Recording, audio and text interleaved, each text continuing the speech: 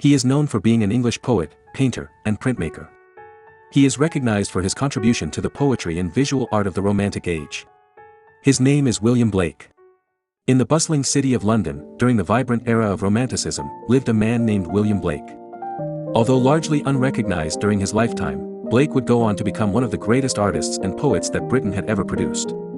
His works, which he referred to as his prophetic works, carried profound philosophical and mystical elements that captivated readers and critics alike. While some considered him mad for his unconventional views, Blake's expressiveness and creativity earned him high regard among later generations. His paintings and poetry became emblematic of the Romantic movement, characterized by its celebration of imagination and its deep connections to nature and the divine. Blake's work also reflected his Christian background while being critical of the institutionalized Church of England. Influenced by the ideals of the French and American revolutions, Blake embraced a broad range of philosophical and political beliefs. Yet, despite his influences, Blake's art and poetry were truly unique, defying classification. His singularity in the creative realm made him a glorious luminary, as renowned scholar William Michael Rossetti described him. Throughout his life, Blake formed an amiable relationship with political activist Thomas Paine and drew inspiration from thinkers like Emanuel Swedenborg, creating a body of work that would have a lasting impact on the world of art and literature. Blake's legacy as an innovative and visionary artist continues to inspire and intrigue, leaving an indelible mark on the history of British culture and philosophy. William Blake's early life was shaped by a deep connection to the Bible. From an early age, the words and teachings of the scriptures resonated with him and became a profound influence on his art and philosophy. Born in Soho, London, on November 28, 1757, Blake was the third of 7 children in the Blake family. His father, James, worked as a hosier, and his mother, Catherine, played a pivotal role in his education. Despite being part of an English dissenter family, Blake was baptized at St. James's Church, Piccadilly, in London. It was through the Bible that Blake found inspiration and guidance.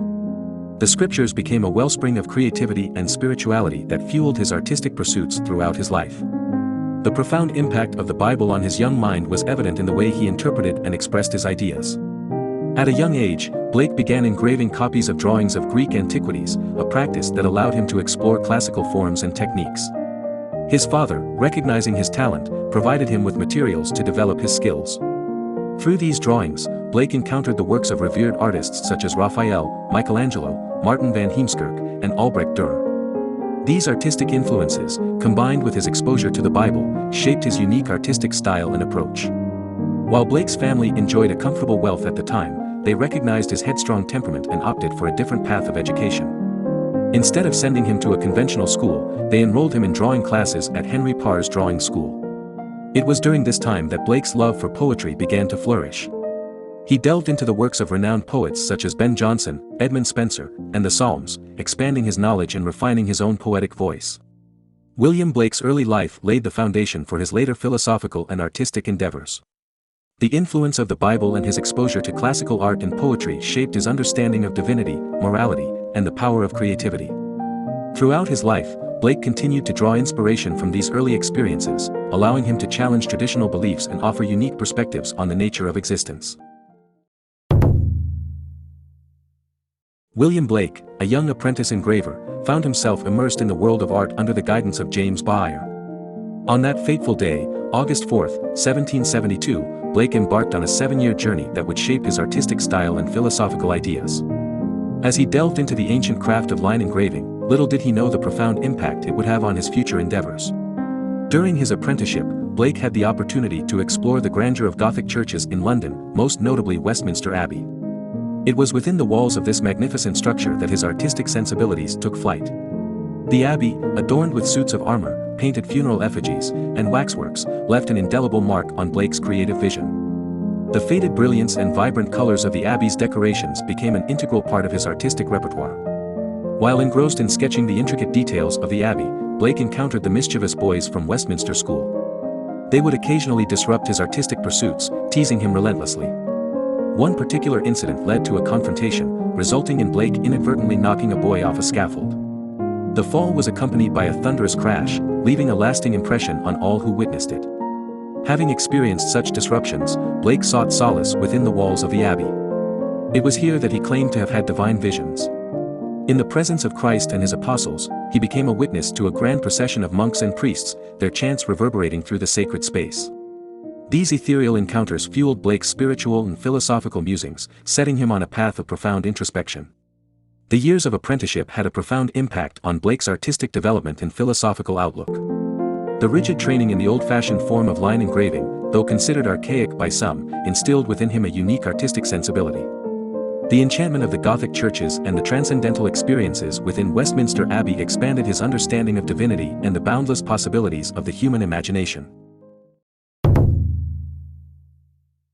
In 1779, William Blake embarked on his artistic journey as a student at the prestigious Royal Academy in Old Somerset House. This opportunity, although requiring him to provide his own materials, allowed him to pursue his passion for art without the burden of financial constraints. However, it soon became apparent that Blake did not conform to the popular artistic trends championed by the Academy's first president, Joshua Reynolds. Reynolds advocated for an unfinished style of painting, influenced by artists like Rubens. He believed in the pursuit of general truth and general beauty, a notion that Blake vehemently opposed. In his personal copy of Reynolds' Discourses, Blake penned a powerful response, stating, "To generalize is to be an idiot, to particularize is the alone distinction of merit." This quote encapsulated Blake's belief that true artistic merit lies in the ability to focus on specific details, rather than seeking broad generalizations. Blake also criticized Reynolds' apparent humility, which he saw as a form of hypocrisy. He admired the classical precision of his early influences, such as Michelangelo and Raphael, and found solace in their meticulous attention to detail. Blake's artistic vision embraced the beauty found in the particular, the unique, and the individual. He saw these qualities as the true markers of artistic brilliance. During his time at the Royal Academy, Blake formed friendships with like-minded individuals who shared his radical views. John Flaxman, Thomas Stothard, and George Cumberland became his comrades in challenging societal norms and championing individual expression. Together, they even joined the Society for Constitutional Information, further solidifying their commitment to pushing boundaries and seeking artistic and intellectual freedom. Blake's rebellion against the prevailing artistic norms of his time is a testament to his unwavering dedication to his unique artistic philosophy. His belief in the power of particularity and the rejection of generalizations continues to resonate today. In a world that often seeks to categorize and generalize, embracing Blake's philosophy can help us appreciate the beauty and value in individuality and specificity in our daily lives.